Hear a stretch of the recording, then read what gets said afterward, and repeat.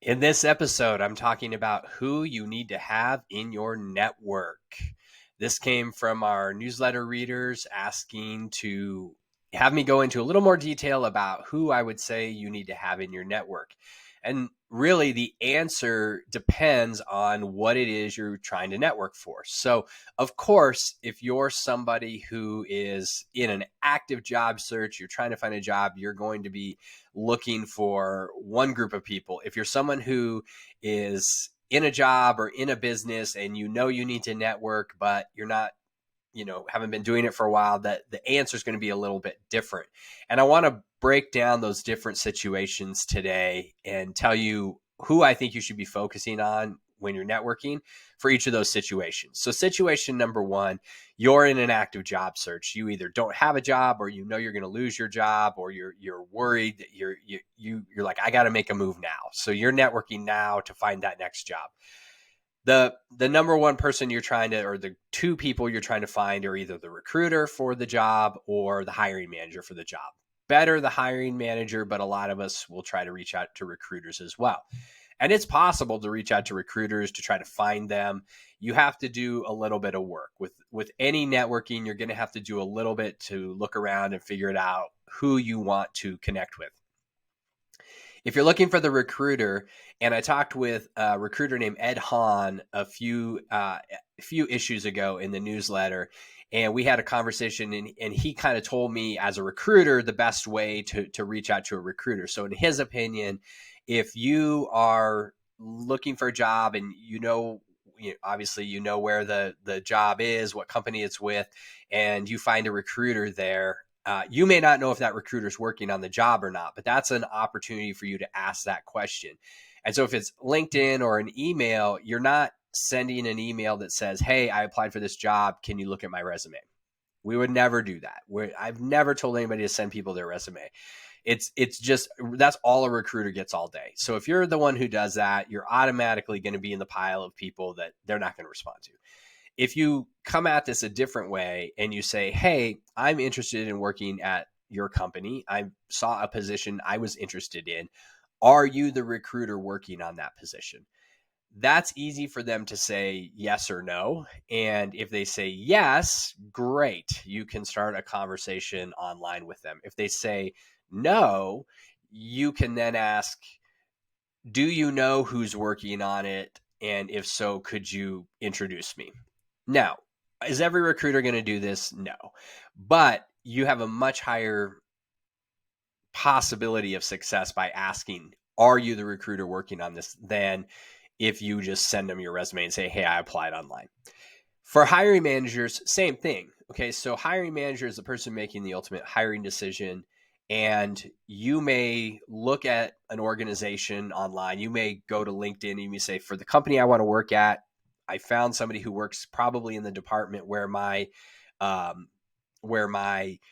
position might be, where this position might be.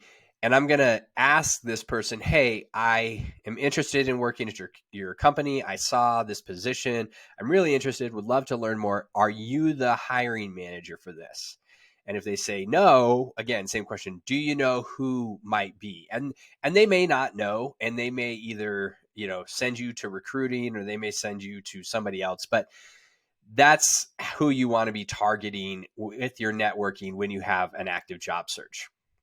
Situation number two, you don't really have an active job search, but you kind of want to find a new job. You're looking, you're got a list of companies that you're interested in, and that's where you should focus your efforts. That's the who you should put in your network, is people who are on your target company list. And we've talked about target company list before on this podcast and in the newsletter. Those people who work at the companies that you want to work at, those are the people you're trying to connect with. Now, there's a little less pressure, and you can handle this a little bit differently, or you can take your time a little bit, because you can find ways to connect with them. Maybe they post on LinkedIn, or maybe they post in other places, and you can comment on their stuff. You can try to connect with them. You can try to build a relationship. But the people at your target companies, so whatever your target company list is, and that's the list of companies that you want to learn more about, or find out what it's like to work there, You want to find people that you can connect with at those companies. That's your goal. That's the who you should have in your network.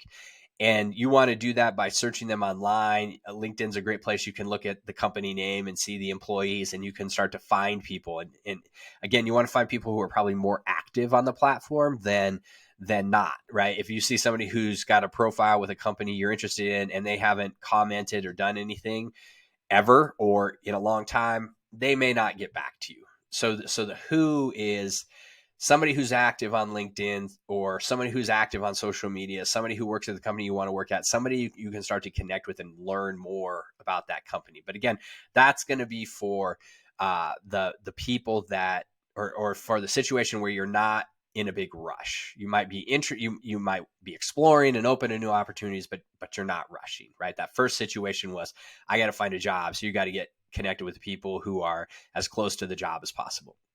Situation number 3, and this is purely for your ongoing networking. And what I mean by that is we should all be networking all the time. I always say, always be connecting, ABC, always be connecting. Networking should become a habit or something you do all the time. It should become a part of who you are.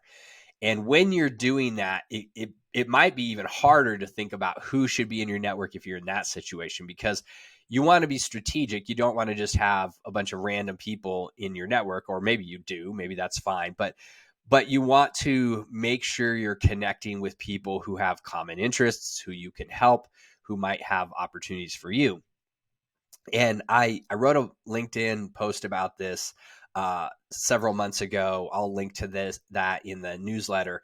And I recently posted about it again. And it's the concept of 3 types of people you want to have in your network. And again, this is for when you're just doing your ongoing networking and trying to find new people to connect with. But there's 3 types of people you want to have in your network. And they're represented by a plus, a minus, and an equals, right? And so that what the reason why I say that is plus are people who are ahead of you in their careers. They've maybe done what you want to do, or they're maybe at a higher level. The minus is people who are, not as far along in their career. And those are people who you can mentor and give to and kind of show the way. And the equal are people who are at your level right now. So maybe people who are doing the same type of job as you, same type of business. Those are people who you also want to have in your network too. So let's go back to the pluses. Pluses might be people who are leaders at company, mentors you've had in the past, former colleagues who were, again, ahead of you in the company and they've moved on to other larger roles at other companies. People who are basically doing what you want to do in the future. And those are the kind of people that actually sometimes they're a little bit harder to connect with because they're busy, they've got a lot going on. But you want to try to connect with some of those people to have them help show you the way. So that's a group. While I said it might be harder for you to connect with, people tend to focus on that. They tend to look on LinkedIn. They look for the CEOs or the CFOs or the head of HR. They try to connect with those people first. And as I said, you need to have those people in your network, but it's hard to get to them, right? So another way to think about this is the people who are what we'll call the minus is the people who are not quite as far along as you are. Those are people who are maybe new hires in a role. They recently graduated from college or grad school, people who are in a career transition and who are maybe just starting out in the industry or the function. These are people who want to do what you are doing. And a lot of times these people, if you reach out to them, will love to connect with you, right? You're basically doing the work of connecting them with somebody who's a plus for them. They might be a minus for you, but they're a plus. You're a plus for them. So they're gonna say, yeah, let's talk. Let's connect. Let's hear what you have to say. And they're gonna listen to kind of your advice and your wisdom and stuff like that. So those people are really good to connect with. And not because they're going to do anything for you right away, but a lot of times these people sometimes will move up quickly, or they might be at one of your target companies. And by connecting with them, they might be able to connect with the head of HR or the CFO or the CEO, something like that, where they could make the introduction. So just because they're not as far along in their career doesn't mean they can't help you out or offer you value, provided that you help them out and offer them value as well. And then the last group of people is what we would call the equals. These are people who are doing the same things. These might be colleagues or former coworkers who you worked with that are still doing the same role, people who you meet at industry events or contacts, but basically people who are in the same place as you and who maybe want to do the same things as you. So just like the people who are maybe the minus, these are great people to connect with too, because they're probably going to be easier to connect with. You're probably going to be able to commiserate about the challenges you have in your role, and you guys can share knowledge and share ideas, and they can tell you, here's what worked for me, and you can say, here's what worked for me. So these, again, easier to connect with and have a conversation because you're equals, your peers. And so you're both going to come into this with like, how can I help you? And you're more likely to be open to connecting with them. They're likely to connect with you. And again, they're a connection that could potentially introduce you to that person who's in your plus category.